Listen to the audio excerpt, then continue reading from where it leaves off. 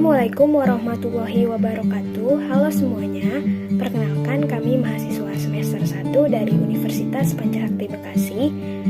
Video ini kami buat untuk menyelesaikan ujian tengah semester di mata kuliah Bahasa Indonesia dengan dosen pengampu Ibu Wening Rahayu.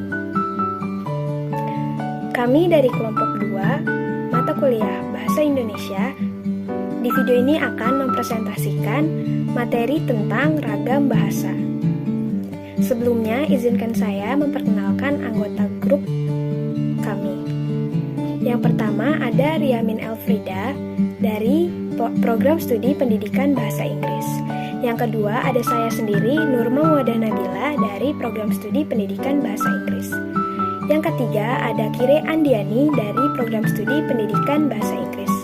Yang keempat ada Siti Fadilah dari Program Studi Pendidikan Bahasa Inggris.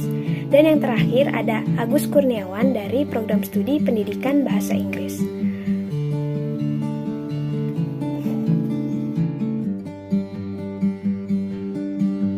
Pengertian ragam bahasa.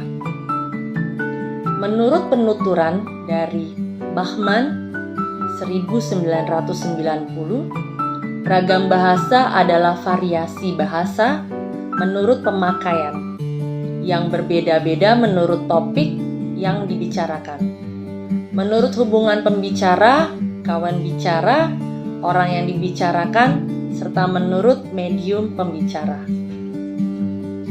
Ragam bahasa yang oleh penuturnya dianggap sebagai ragam yang baik, mempunyai prestis yang tinggi, yang biasa digunakan di kalangan terdidik, di dalam karya ilmiah atau karangan teknis perundang-undangan, di dalam suasana resmi atau di dalam surat menyurat resmi, seperti surat dinas disebut ragam bahasa, buku atau ragam bahasa resmi.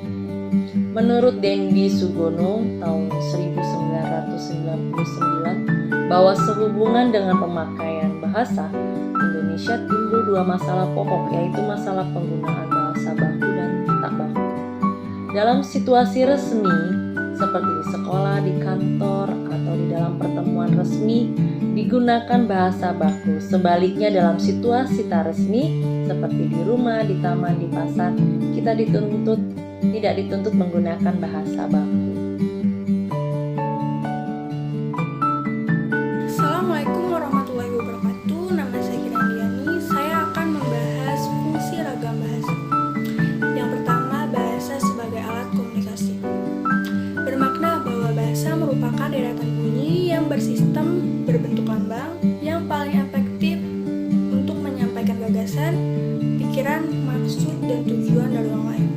Dan yang kedua, bahasa sebagai alat mengekspresikan diri. Sebagai alat komunikasi sekaligus pula merupakan alat untuk menunjukkan identitas diri. Melalui bahasa, kita dapat menunjukkan sudut pandang kita, pemahaman atas suatu hal, asal-usul bangsa dan bernegara, pendidikan, bahkan sifat kita. Yang ketiga, bahasa sebagai alat berintegritas dan beradaptasi sosial.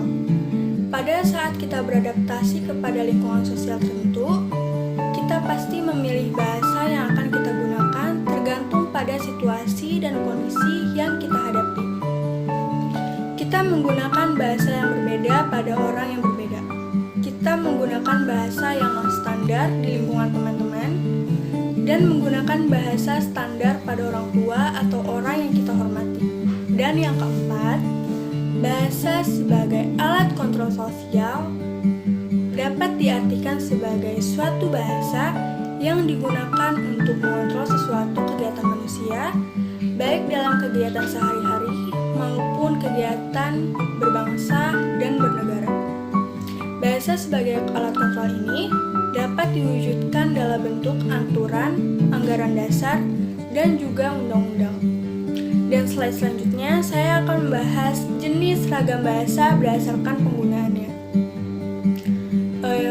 Ragam bahasa itu ada dua, ada yang lama dan ada yang baru. Nah, kalau misalkan ragam bahasa Indonesia yang lama itu ragam bahasa yang dipakai sejak zaman Kerajaan Sriwijaya sampai dengan dicetuskannya Sumpah Pemuda. Ciri ragam bahasa Indonesia lama ini masih dipengaruhi oleh bahasa Melayu yang sampai saat ini menjadi bahasa Nusantara bahasa Indonesia. Dan yang kedua itu ragam bahasa Indonesia yang baru. Nah, penggunaan ragam bahasa Indonesia yang baru itu dimulai sejak dicetuskannya Sumpah Pemuda pada tanggal 28 Oktober 1928 sampai dengan saat ini. Melalui pertumbuhan dan perkembangan bahasa yang beriringan dengan pertumbuhan dan perkembangan bahasa Indonesia.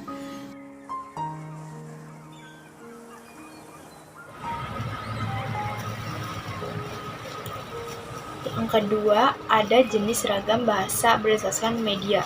Apa saja sih ragam berdasarkan media itu?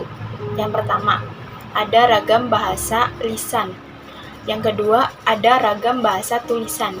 Ragam bahasa lisan adalah bahasa yang dihasilkan melalui alat ucap berurusan dengan lisan. Jadi maksudnya bahasa yang kita lakukan sehari-hari dengan menggunakan lisan. Contohnya, anak itu pendiam sekali, padahal ibunya cerewet. Nah, itu salah satu contoh bahasa lisan. Dan adapun ragam bahasa tulisan adalah bahasa yang dihasilkan dengan memanfaatkan tulisan dengan huruf sebagai unsur dasarnya. Jadi ragam bahasa tulisan itu bahasa yang ada dalam bentuk tulisan. Adapun contoh bahasa tulis itu adalah koran, surat kabar, majalah. Nah, itu contoh ragam bahasa tulisan. Oke, selanjutnya saya akan menjelaskan tentang ragam bahasa berdasarkan situasi.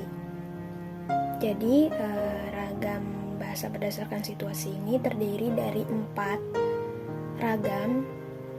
Yang pertama ada ragam dialek. Ragam dialek ini adalah ragam yang berbeda, atau bisa disebut juga dengan variasi dari suatu bahasa yang berbeda menurut pemakainya.